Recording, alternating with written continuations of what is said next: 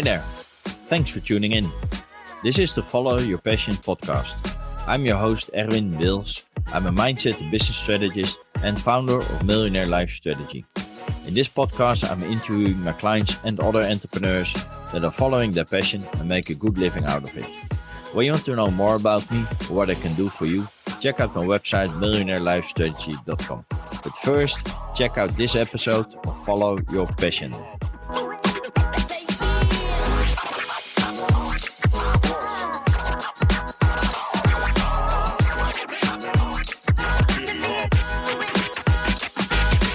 Hello, everybody. Welcome by a new season of Follow Your Passion podcast, Season 2, Episode 1. And please welcome a special guest and friend of mine. Her name is Alexandra Badita, but we can call her Alex. She's a journaling and storytelling coach, founder of the first journaling academy in Romania, dedicated to personal and professional growth. Alex is a creator and educator. Her brand is Impressivity by Alexandra, and she's also the podcast host at Live Your Impressivity Show. Sorry, still having troubles with it. With a background in digital marketing and journalism and additional studies in neuropsychology and journal therapy, Alex teaches the art of journaling since 2017. She created the journal Impress Yourself Every Day and published the book Write Your Way to Happiness, and is committed to spreading the word about journaling to entrepreneurs, leaders, and children. Hi, Alex. Welcome. Thank you so much for having me. So, impressivity, is that, did you create that word by yourself? I could say that, but I don't think it's fair for me to take the credit because I really don't know where it came from. Honestly, This was something that I was searching back in 2014 when I started my first blog. And I was just trying to brainstorm some ideas for a new name for my blog. And I just wanted it to be something unique. And I used to keep a journal next to my bed. And one night I just woke up, I wrote down this name, Impressivity, and I went back to sleep. And then in the morning, I looked what I wrote and it was like, oh, I don't know this word. Let me look it up. And it didn't exist. So I don't know where it came from. Nice. So what does it stand for, Alex? Well, it has evolved through time because at first, given that it was part of my blog and it was the name of the personal blog that I started, it was about sharing my impressions. It was about talking on how to make an impression and how to have that opinion, have that impression that one can express in the world. And through time, I understood that many people try to make an impression to others, whereas part of my mission now is to support people in understanding that it's all about impressing ourselves first. So this is why right now, impressivity is about discovering our core essence and understanding that it's all about impressing ourselves. And it's, being that proud, self-love, and self-compassionate with ourselves every single day. Nice. So, Alex, share with us, how did you come to start journaling yourself? When did it start? Already at an early age, or? Yeah, I used to keep a diary since I was 8 years old, but obviously it didn't have any therapeutic effects back then because I had no idea, it was just putting down what I would be eating during the day or the children that I was playing with. It was just narration of the day. And then, of course, in high school, it started to become a little bit more deep and kind of, writing all my frustrations and what I was going through with my parents or in high school and things like this. All the teenagers' troubles. And then it was, always part of me to kind of keep a piece of writing, whether it was in my journal or on my blog. And the then in 2015, when I was going through a time of anxiety attacks, panic attacks, I ended up going to therapy, and my therapist suggested to monitor my thoughts and my emotions from one session to another, and to write down in my journal how I was feeling. And that was actually when I understood that journaling in itself is therapeutic, and it has so many benefits, because after about a month or so, I kind of started to understand again who is Alex, what does Alex like, because, it had created this separation from myself that I just didn't know anymore where my individuality stands. And for me, writing down in my journal, it became the place where I started to meet again that woman inside of me, and that human being inside of me. So it was really interesting to kind of discover that in therapy. And then, once it became so healing and so powerful for me, it just stayed in my life. And I really, really wanted to pass it on and to share it with other people, because it's just amazing. Nice. And how did you end up becoming an entrepreneur? Well, I had no idea what entrepreneurship is about. I didn't have any models in my family or around me. So it was more about, moving to London. And I lived in London for 3 years. And when I was there, just being part of that world with personal development and a lot of people in coaching and therapy, and understanding what that is all about and how I can be more of service to the world, and how I can share more about these gifts and all of these informations that I was gathering for myself. That's when I started to kind of understand, okay, so I need to be an entrepreneur in order to do this. And at first I started just with part-time because I was still working in a digital marketing agency in London. And it was just, kind of trying to figure out what this world of business means.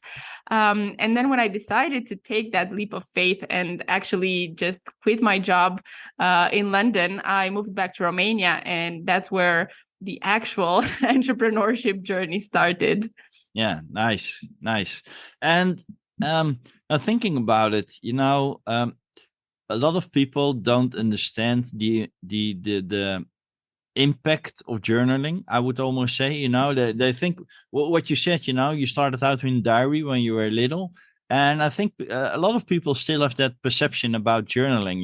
It's like keeping a diary, and it just came to my mind that a lot of people think they're not doing it, but if you currently look at Facebook, a lot of people are journaling on Facebook, what they eat, what they're struggling with. So it's almost like people do it without realizing it.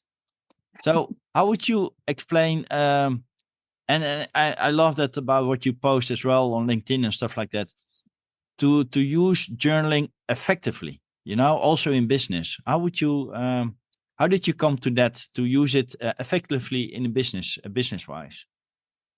Yeah, I first want to mention, what you said about the differentiating the terms and the concepts of diary and journal. And thank you for raising that, because it's really important. And many people confuse these two concepts, because writing in a diary, yes, it's that first level where we just write down what we eat, what we do during the day, the activities that we do. It's very surface level, and it's not really going in the depth of emotions or self-awareness and things like this. So that's very great start for someone who doesn't want to go deep and is not ready. And it's really good for starting also for children, because that's where, they begin to get familiarized with writing.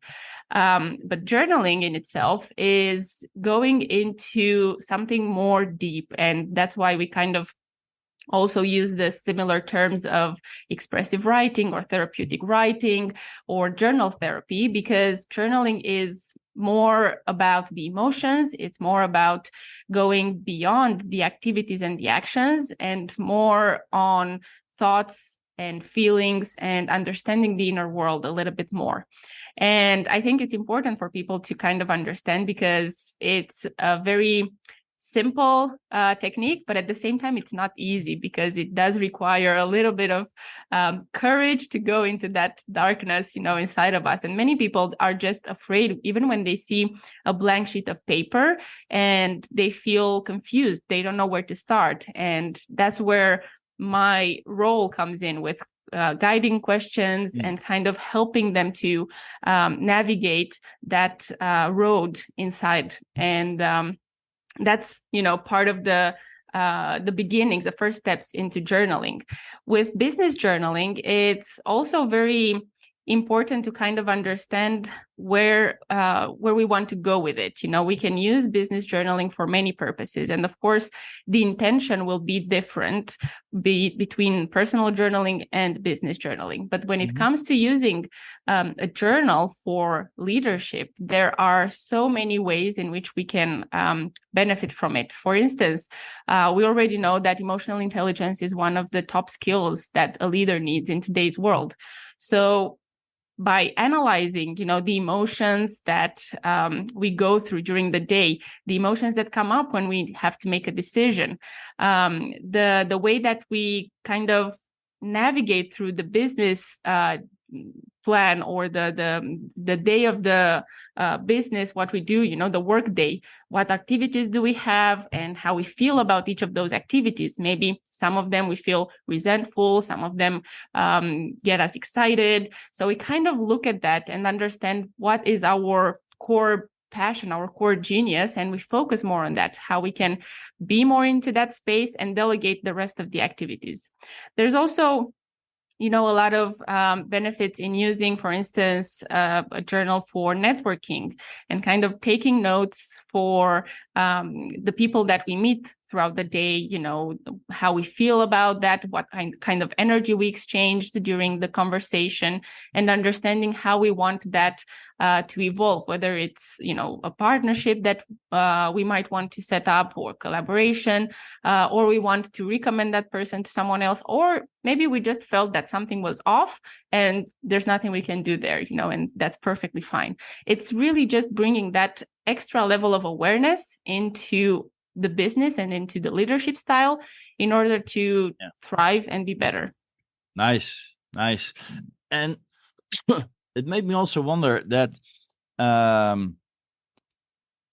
if you use it effectively in your business, is there also a system on how to journal? Because if you just put all your thoughts in out of your mind onto paper or digital paper, or wherever you want to journal in, it can be just a chronological information, and it's hard to retrieve it again. So do you also have different systems on how to journal? Yeah, it all starts with intention. I always like to emphasize this, in journaling, whether it's personal or business, we want to start with an intention, because otherwise, if we just sit down and write, then, we don't know where it ends up, and it might just be a diary log. But with journaling, we want to see results. And in order to be able to measure the results and evaluate the progress of our journaling sessions, we need to have a clear intention. Why are we doing this? What do we want to get out of this? Do I want to get to know myself better and my emotions? Do I want to set different goals and kind of plan for something that I want to achieve? Do I want to document a certain project? What is it that I want to do with my journaling? And then based on that, we create a structure and we kind of write down, for instance, the types of stages that we go through, the milestones that we hit and things like this. But it all starts with the intention and then getting to a result and evaluating all these small objectives throughout throughout time and seeing how we're hitting different goals. For instance, one of the business journals that I use is about launching a new product. So having a journal that says, how am I going to launch this product? It means dividing the journal into different sections, like research, marketing, branding, platforms, content creation, and all of these steps. And then I kind of allocate a set of pages for each of these stage and for this each category, and I label it. I use different labels or colored paper for doing that, and I keep at the beginning of the journal contents page, and then I know each color represents a stage of my project. So I go there and I write down, and then I have documented the whole process of launching a product. And then at the end of it, I write down, what did I learn from it? What do I want to improve next time? And of course, what is it that I need to switch or change the next time? So it's really important to kind of use this for our benefit, and also take time for that reflective moment at the end of reaching our result, because the intention was to launch a product. We had the result, we launched it. And then because we had that documented, we can also draw the lessons and understand what we can do better next time. Nice. And I already knew a lot of benefits of journaling, but hearing you talk about it, being the expert, there's so much more behind it that people don't even realize that. Wonderful. And in fact, I know as a mindset expert that our mind doesn't like open endings, right? So it will try to keep all information in your mind, which can be overwhelming. But the moment you put it out of your head, out of your mind, onto paper or digital paper, whatever you want, in a journal, you're creating additional space in your mind to come up with new and creative ideas. So that's also a benefit that people don't realize. Yes. And, just like you said, because our mind is continuously curious and wants to solve anything, find answers to all the questions. That's why it's kind of important to have that clear intention and say, okay, this is my question, and I want to find out what is behind it. And with writing, we kind of get that practice and that exercise of just going deeper and deeper, and maybe finding things that we didn't even expect, because if we just keep it in our mind, we don't have the necessary space to kind of analyze all of the aspects. So yeah, absolutely. It's exactly a beautiful way. Yeah. I actually, now thinking about it, I also use with my clients, that sometimes I give them as homework to write up 3 things that they're proud of, and it can be small things like brushing your teeth, getting dressed, having breakfast, or whatever, can do every day. They can do the same or think of different things. And the only reason, or my intention, is that they get a positive mindset. Writing things you're proud of, it builds your self-confidence without realizing it. But it's also a very small form of journaling, of course, but it's also helpful, and you hear a lot of people, successful people, that you should write down 3 things you're grateful of, just close the end of the day, write up 3 things that you're grateful of, that you're proud of, maybe review the day, whatever. But that's also journaling as well, but people don't realize it. Yeah, it is. And actually the gratitude practice is absolutely magical, because it gives you, like you said, that positive mindset. And whether you do it at the beginning of the day or at the end of the day, it really creates a very good space for our mind. And whenever I work with people who are a little bit resistant to journaling, I always encourage them just to start with gratitude, because it has been proven, even from a neuroscientific perspective, that our brain loves that boost of gratitude, because it also helps rewire our neurons, and it helps us to be a little bit more attentive to the positive side of things, and it kind of helps us to see the silver lining in things. It doesn't mean that we're ignoring what is happening around us, but we're a little bit more inclined to finding solutions rather than focusing just on finding problems.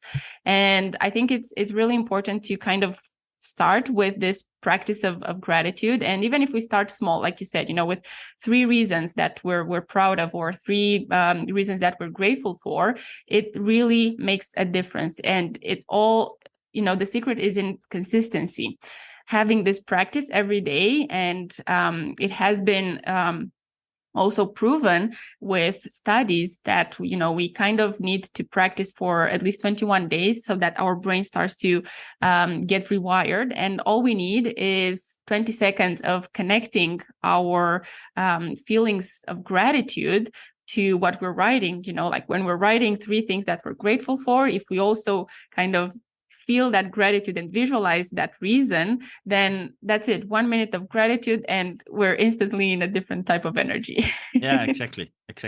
So if you look at your current clientele, do you think that do you have more female or male clients? It is more female inclined, and I'm always very happy to welcome men into my programs. I think, however, they are a little bit more reluctant. They do participate in different programs that I have, but they're a little bit more quiet. They don't necessarily engage and speak out loud about what they're writing or their intentions.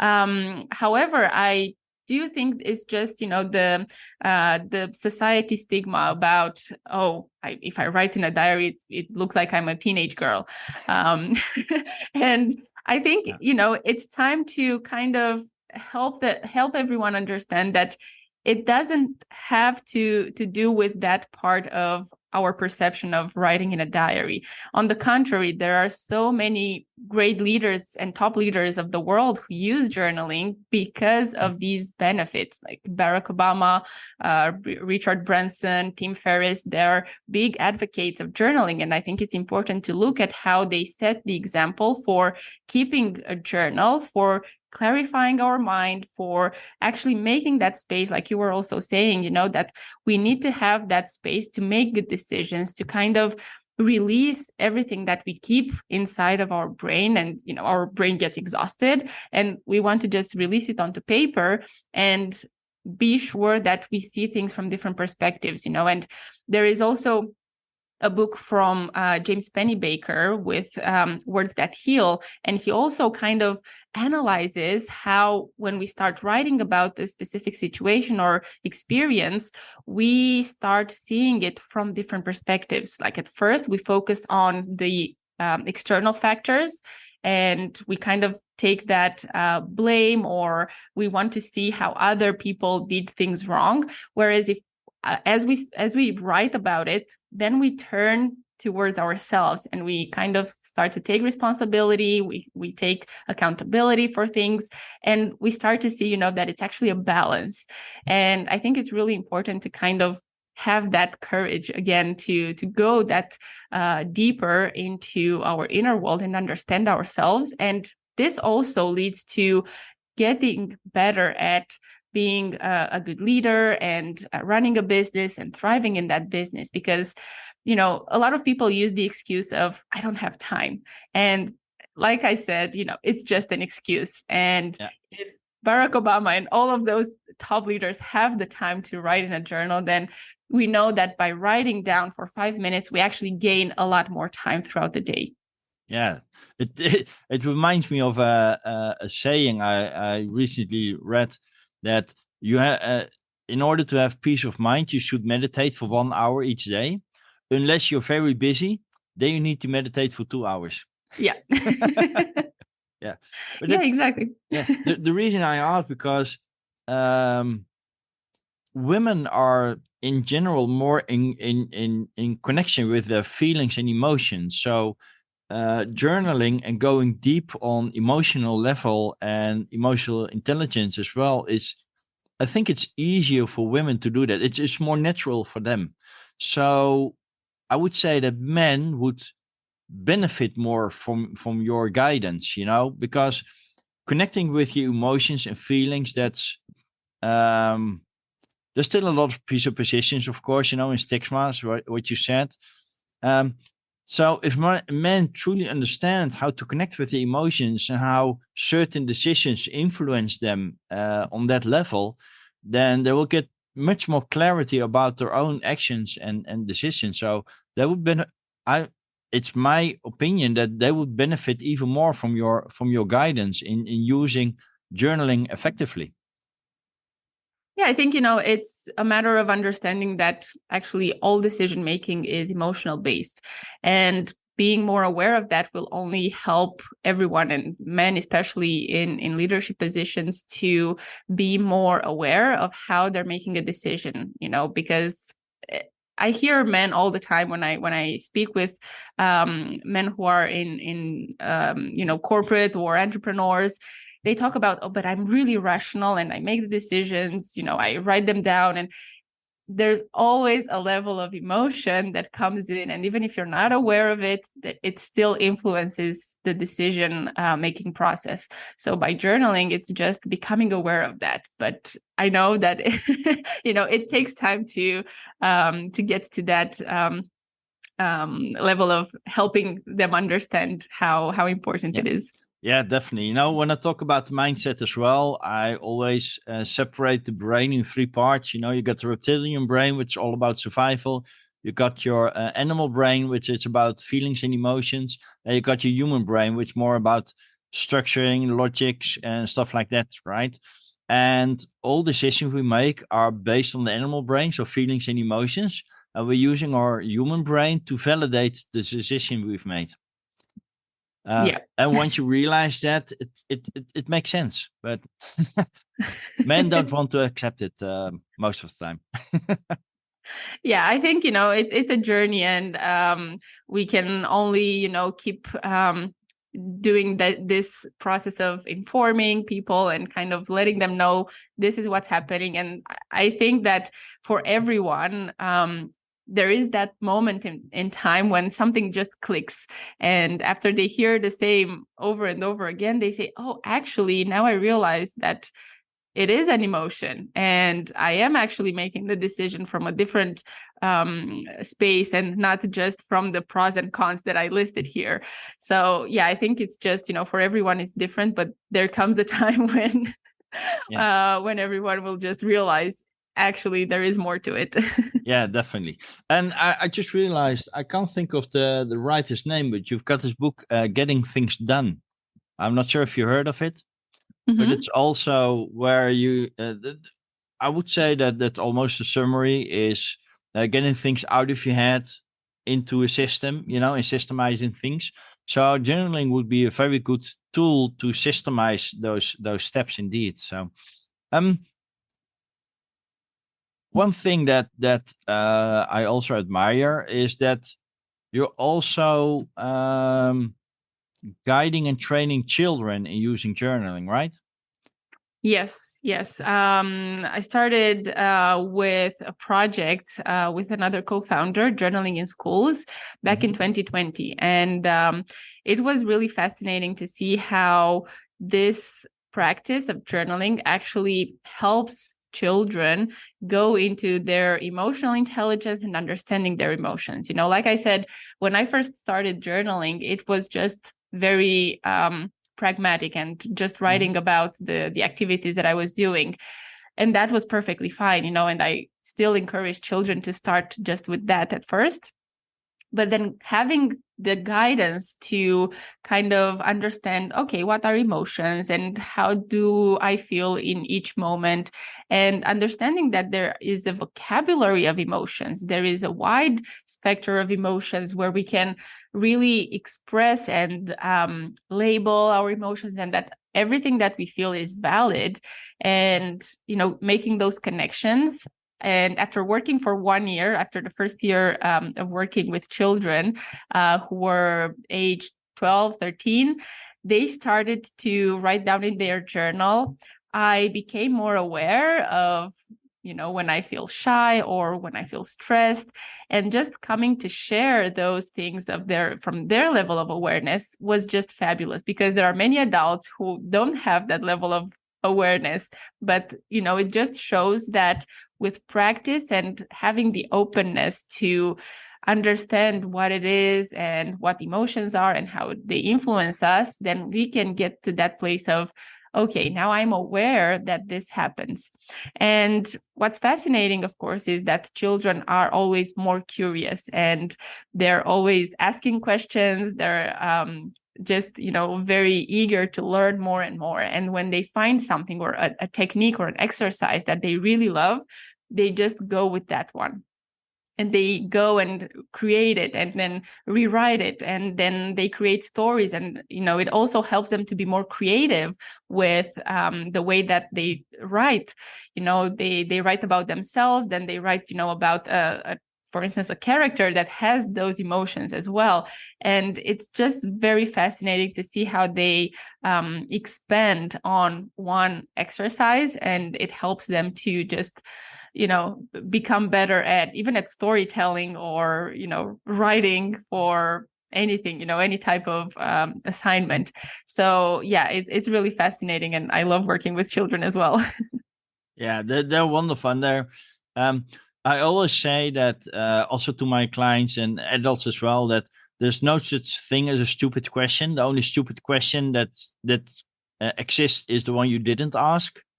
There are a lot of stupid answers, that don't pin me on that one, but stupid questions don't exist. If you don't understand something, that means that I didn't explain it in a way that you didn't understand it. So I just have to find other words to explain it so you will understand. And children, if you tell it to children, then it's like a waterfall of questions that comes out of them. And that's wonderful. And it's what you said, they're open-minded, they're curious. They don't have any presuppositions. They want to learn and they want to grow and develop it. That's wonderful. Yeah, and I think we have so much to learn from children. And, it's just fascinating for me to see how they're always, in workshops when I have different sessions with children, they are just so playful and they're curious. And I think, if somehow we can also as adults connect to that inner child that we have and be playful and be creative, be open-minded, then we can also learn better because, it helps us to get out of that judgmental space and, having all of those, oh, but I don't have to do this, or I don't like this. Someone made me be here. And all of those perceptions that we have just block us from being open to receiving the information. Whereas for children, they're just happy. They find ways to be playful, to be happy with what they're doing. So yeah, I think there's so much to learn from them.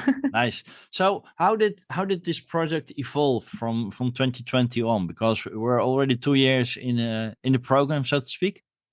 Yeah, so throughout this time, we created 2 journals for children with different exercises.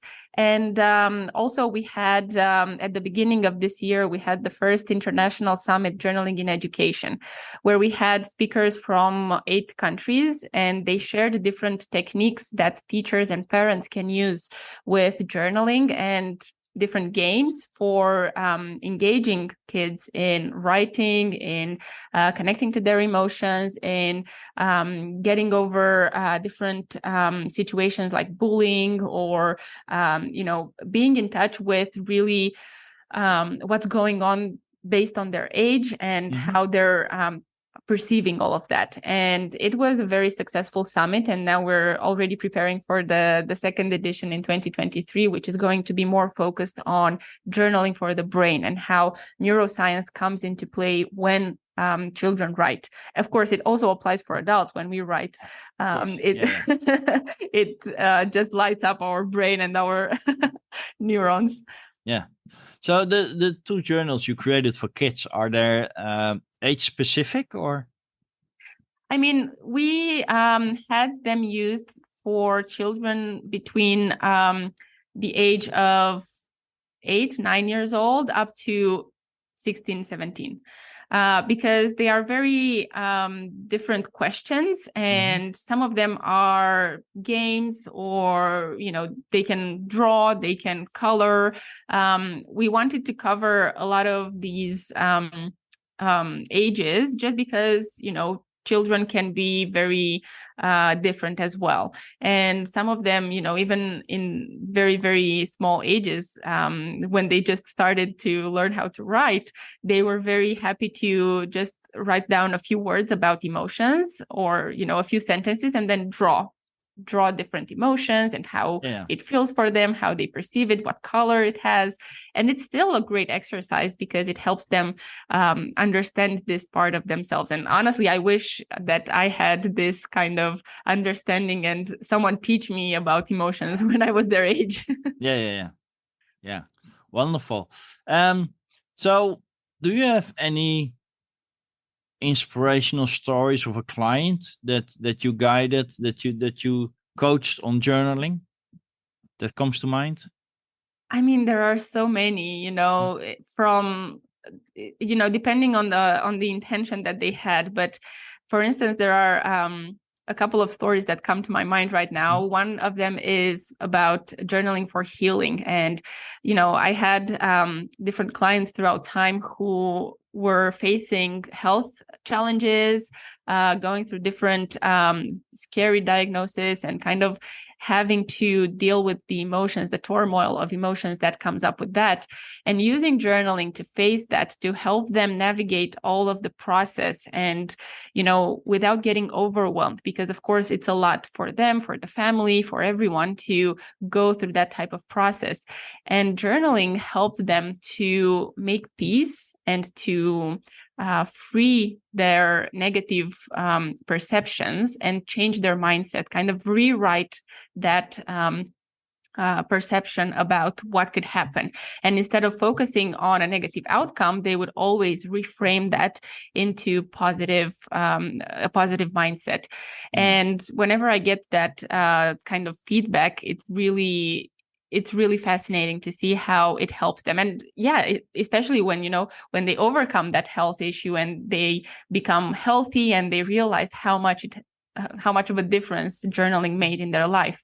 Another example is actually right now I'm running a program with over 100 participants where they set an intention, and then I guide them with different questions to reflect upon, to see how they can accomplish their goal.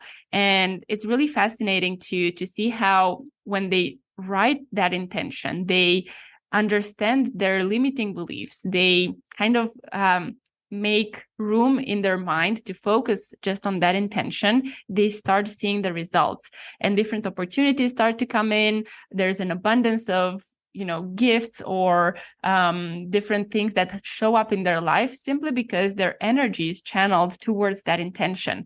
And I just had the other day someone who messaged me and they said, I actually received dishwashing machine for free because I really wanted to, my intention was to have more free time, and I didn't know how that was going to happen. And actually I received as a gift a dishwashing machine, which frees my time.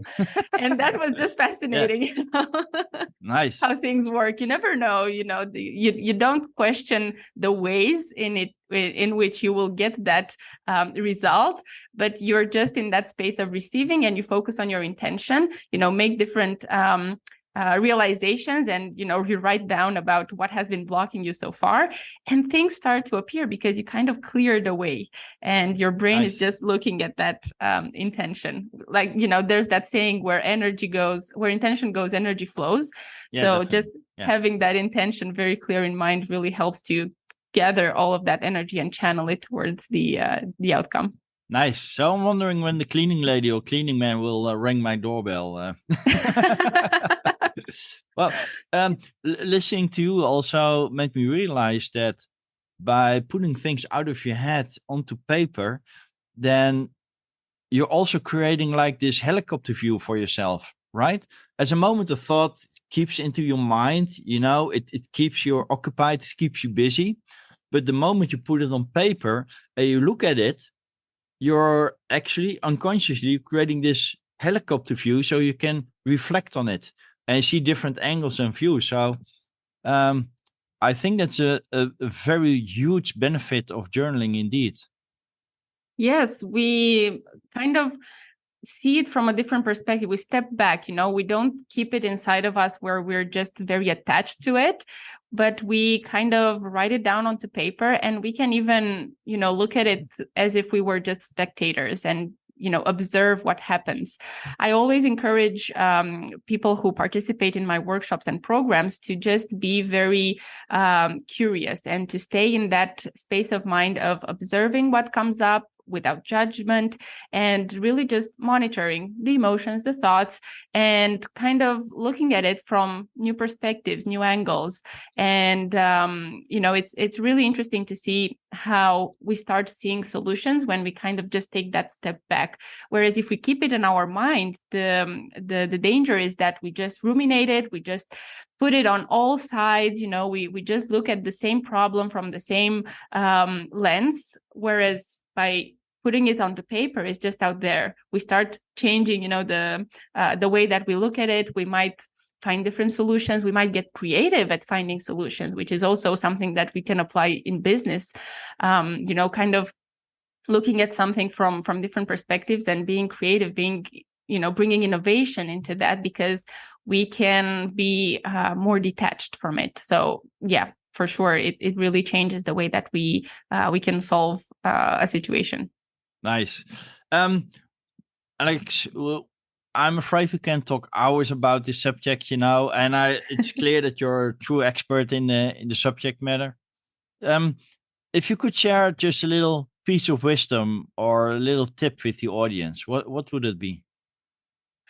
I would say, just give writing a try, because I know that there are so many people out there who are reluctant to writing, who are hearing about journaling, and they might feel like, oh, this is not for me. And the first thing that I want to encourage you is just to give it a try. If you haven't tried it before, don't put it aside just because you don't like the sound of it, or because it makes you, kind of associate writing in a journal with a diary.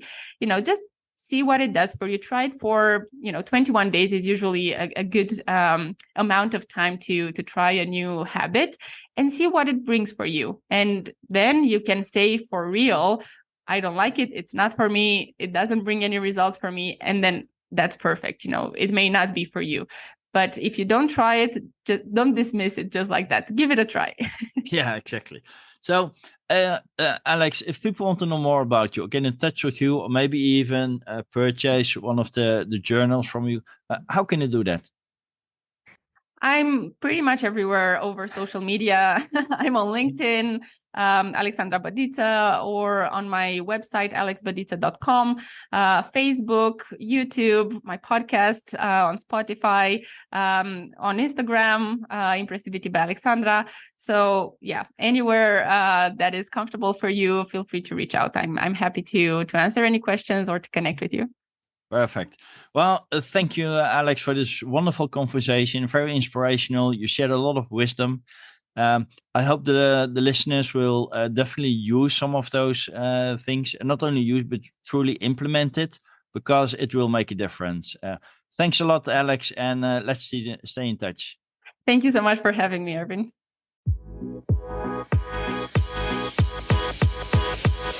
I hope you liked this episode. Make sure to check out the other episodes, because each one is filled with interesting and inspiring stories and energy. Are you following your passion as well and make a good living out of it? Contact me and you could be my next guest. Would you like to follow your passion but are not there yet? Check out my website millionaireLifeStrategy.com and book an appointment to discover what I could do for you. Don't forget to share the podcast with your friends so that they get inspired as well.